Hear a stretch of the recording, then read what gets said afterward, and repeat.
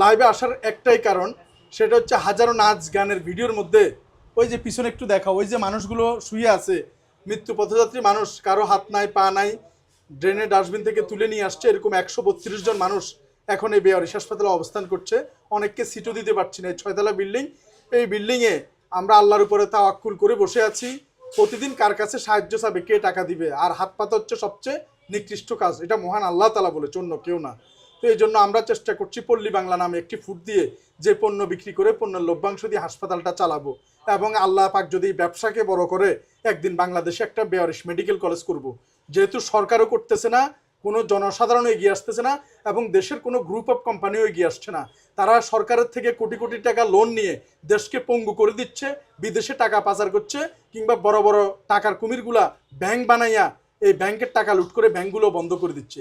কোথায় যাবেন বলেন? তাই তাদের যেহেতু কেউ নেই, আমরা তাদের জন্য চেষ্টা করে যাবে।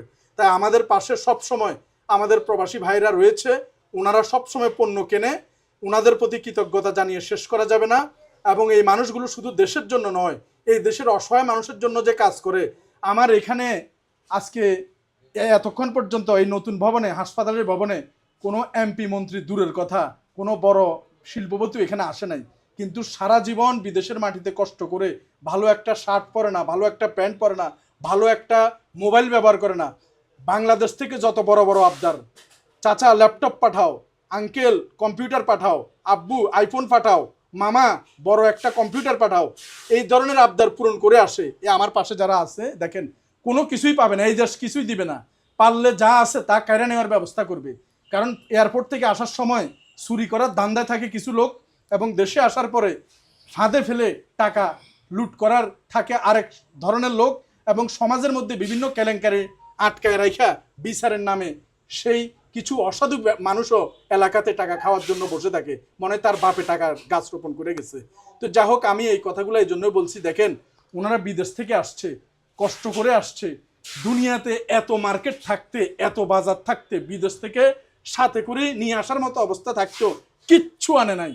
এই বেয়ারিশ হাসপাতালে এসে বেয়ারিশ রুগীদের দেখে, পচাগলা রুগীদের দেখে, এখান থেকে মনের দুঃখে, মনের আবেগে কিছু জিনিস কিনে নিয়ে গেছে এই মানুষগুলো যাতে একটু ভালো থাকে। তাই আপনাদেরকে বলছি, প্রবাসী ভাই যারা রয়েছেন, এই হাসপাতালের মালিক আপনারা মন খুলে ক্রয় করুন, এবং আমাদের কথার কাজে মিল আছে কিনা ওনাদের থেকে আমি একটু জিজ্ঞাসা করব। আপনারা যা কিনেন 100 বার পরিবর্তন করতে পারবেন, টাকা ফেরত নিতে পারবেন।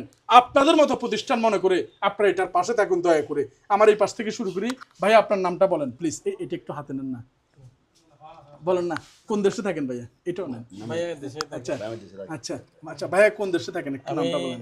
দুবাই থাকি আমি। দুবাই কোথায় থাকেন? আমি শারজাতে থাকি। শারজাতে। ভাইয়া, এই আপনি যে এখানে আসছেন, এখান থেকে পণ্য ক্রয় করছেন, এই মানুষগুলোকে নিজের চোখে দেখছেন, আপনার কাছে কেমন লাগছে? এখান থেকে কি পণ্য কেনা উচিত কিনা আপনার? অবশ্যই অবশ্যই, অনেক প্রবাসী ভাইরা এখান থেকে এসে পণ্য যদি কিনে, এখানকার এই অনেক উপকৃত হবে এরা। কারণ আমার বড় ভাই সৌদি থেকে আসছে, উনি জানে এখানে এই বেওয়ারিশ লোকগুলো আছে, সেজন্য উনি ওখান থেকে কোনো কিছুই ক্রয় করে নেই, এখান থেকে এসে সব কিছু উনি এখান থেকে ক্রয় করছে। 5 মিনিট করে হ্যাঁ। তো আপনি এটাতে খুশি তো? অবশ্যই খুশি ভাইয়া, কারণ আপনার এই উদ্যোগটা আমরা অবশ্যই সাধুবাদ জানাই। আচ্ছা, মাশাআল্লাহ।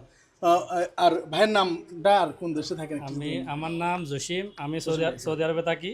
হ্যাঁ, সৌদি আরব কোথায়? আমি সৌদি আরব জেদ্দা থাকি। জেদ্দা থাকেন। এই পল্লী বাংলার কি কথার কাজে মিল আছে? মাশাআল্লাহ, এগুলা খুব ভালো, খুব মিল, এখানে কোনো ভেজাল নাই। আপনি নিজের চোখে স্টোরগুলো দেখছেন? আমি নিজে দেখছি, এই সামনেও দেখতেছি। মানে এখান থেকে যদি সবাই এসে যদি এরকম পণ্য কিনে, মানে অনেক উপকার হবে, মানে অনেক ভালো হবে। এই মানে এই ব্যবহারিক ইয়াগুলোর জন্য অনেক, মানে ওই এত কষ্টের মধ্যে আপনি যে উদ্যোক্তা লেছেন, মানে মাশাআল্লাহ, এগুলা সবাই আসবেন, এই জিনিস ক্রয় করবেন। এগুলা ক্রয় করা মানে এই গরিবদের পাশে দাঁড়ানো। যাক মাশাআল্লাহ। আমি এখানে একটু ইন্টারাপ্ট করি ভাইকে। আমরা কোনো ভিডিও করছি না যে ভিডিও করে মন মতো করে সাজায় গুজায় পরে প্রচার করবে, এরকম কিছু না। লাইভ স্ট্রিম চলছে। সো লাইভে আমরা সরাসরি এই প্রবাসী ভাইরা একসাথে 5-7 জন এসেছে, ওনাদের ওপিনিয়নটা আমরা শুনছি, এবং আমরা টাকা দিয়ে বুস্ট করে এই ভিডিও করছি না, কিংবা মনোরঞ্জনভাবে এটা কোনো বিভিন্ন প্রোডাক্ট দিয়েও করছি না। যেখানে আমাদের সামনে 2টা প্রোডাক্ট আছে, একটু ঘুরে দাও না, এয়ার ফ্রাইগুলো দেখা যাক। বর্তমান সময়ের সবচেয়ে লেটেস্ট হচ্ছে এয়ার ফ্রাইগুলা।